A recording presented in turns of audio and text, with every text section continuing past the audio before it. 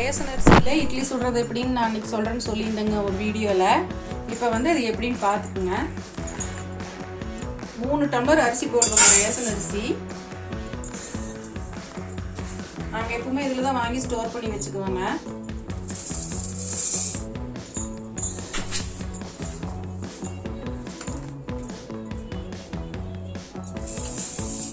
பாருங்க அரிசி அப்படியே குண்டு குண்டா எப்படி இருக்குது பாருங்க, நல்லா அப்படியே முத்து முத்தா இருக்குது பாருங்க. அரிசி இந்த மாதிரி இருந்தா தான் இட்லிக்கு நல்லா வருங்க. கருப்பு உளுந்து தான் நான் எப்பவுமே யூஸ் பண்ணுவேங்க. இது வந்து 3 டம்ளருக்கு 1/2 டம்ளர் போடுவேங்க.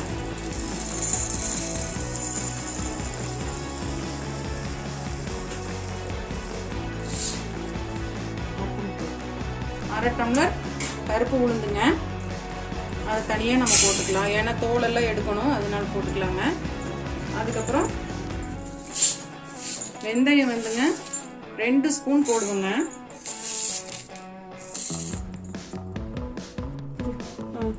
நல்ல தண்ணி தான் ஊற்றணுங்க, உப்பு தண்ணி ஊற்றக்கூடாது. உப்பு தண்ணி ஊற்றணும்னா நல்லா புஷ்ஷுன்னு வராதுங்க இட்லி. நல்ல தண்ணி ஊற்றணுங்க. அரிசியில் தண்ணி ஊற்றி ஊற வச்சுக்கலாங்க.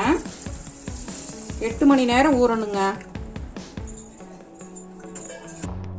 கருப்பு உளுந்துல தண்ணி ஊற்றிடலாங்க. அப்புறம் வெந்தயத்துலையும் ஊற்றிடலாங்க தண்ணி.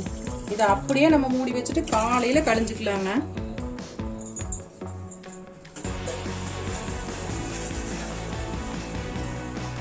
தட்டம் போட்டு மூடி வச்சிடலாங்க.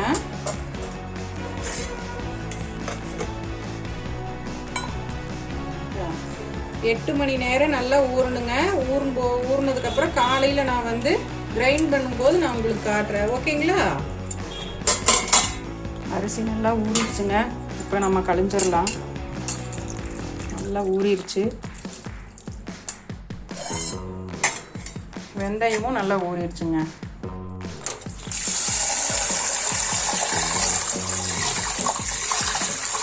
அரிசி நல்லா கழிஞ்சிடலாங்க. 5-6 வாட்டி கழிஞ்சா தான் வெள்ளை வெள்ளையேன்னு இருக்குங்க. அரிசி, உளுந்து, வெந்தயம் 3யுமே கழிஞ்சாச்சுங்க. இப்போ 3யும் ஒன்றா கொட்டிக்கலாம்.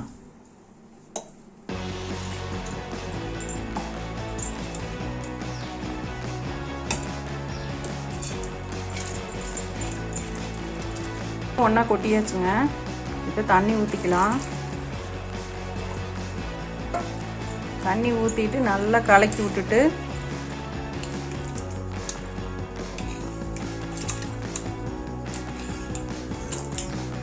கிரைண்டரில் போட்டு ஆட்டிடலாங்க. இப்போ நம்ம கிரைண்டரில் போட்டு ஆட்டிடலாங்க.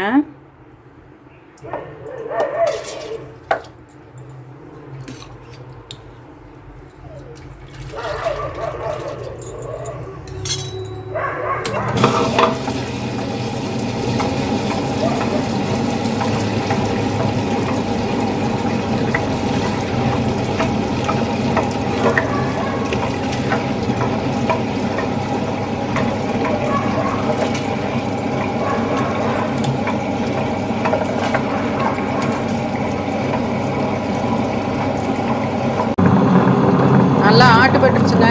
தோண்டிடலாம். மாவு ஆட்டி தோண்டியாச்சுங்க. கல்லுப்பு போட்டு கலக்கி வச்சிடலாம்.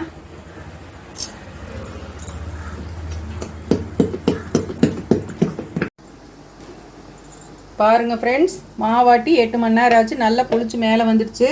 இப்போ நான் இட்லி ஊற்றி காட்டுறேன், எப்படி இருக்குதுன்னு சொல்லுங்க. மாவை நல்லா கலக்கிக்கலாம்.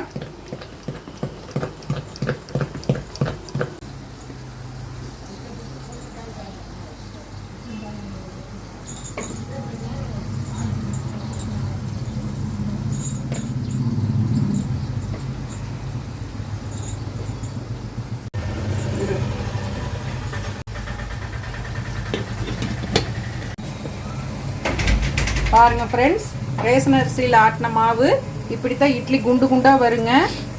மல்லிகைப்பூ மாதிரி இருக்குதுங்க, சாஃப்டா. பாருங்க.